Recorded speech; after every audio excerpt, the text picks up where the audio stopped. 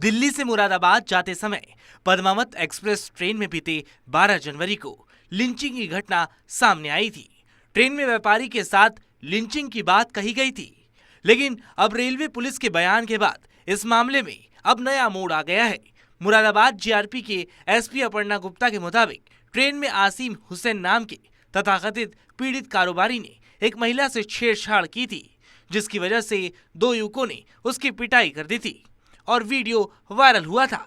देखिए, जैसा कि आपको विदित है, दिनांक 13 तारीख को एक व्यक्ति द्वारा जीआरपी थाना मुरादाबाद में वायरल वीडियो के संबंध में एक तहरीर दी गई थी। उनके द्वारा बताया गया था कि उनको उनके साथ जय श्री नारे ना लगाने के संबंध में मारपीट की गई और धार्मिक उनके साथ जो है बदसलूकी की गई।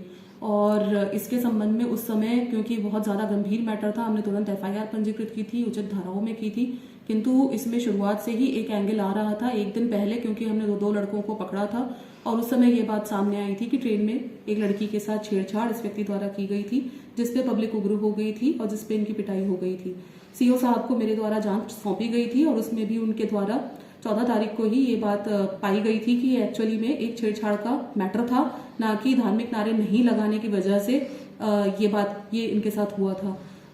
इसमें लेकिन पीड़िता हमारे पास मौजूद नहीं थी। जनरल कैटेगरी का ये मैटर था, जनरल बोगी का, और बहुत ज़्यादा भीड़भाड़ थी। हमने कई टीमें इसमें लगाई थी ताकि हम पीड़िता तक पहुंच सकें और हमने काफ़ी ज़्यादा इसमें मेहनत करी, उस तक हम पहुंचे हैं और वो हमारे सामने भी आई है। उसने एक तहरीर हमें थाने में दी है आज सुबह ही, जिसमें उसने बताया है कि वह अपने भाई के साथ ट्रैवल कर रही थी। शाहजहांपुर के लोग मूल निवासी हैं, किंतु नोएडा में 2 साल से रह रहे हैं। उसके भाई की तिलक सेरेमनी थी जिसमें उनको आना था।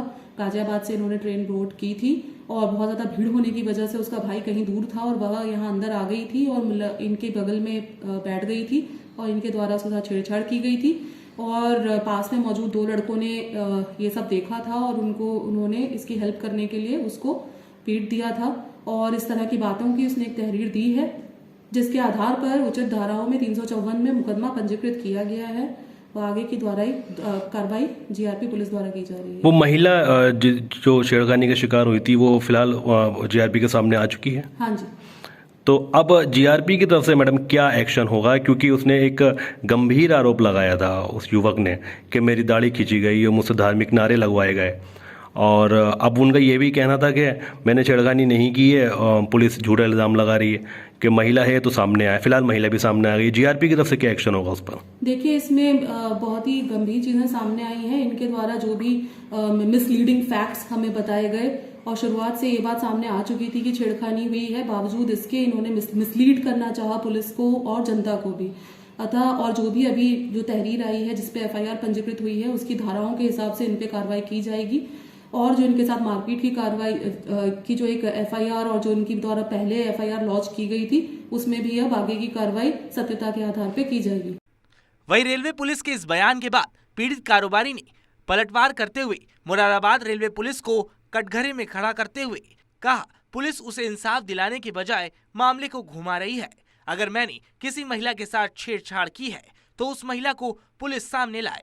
क्या पहले आप शिकायत करता थे, आप अपराधी हो चुके हैं।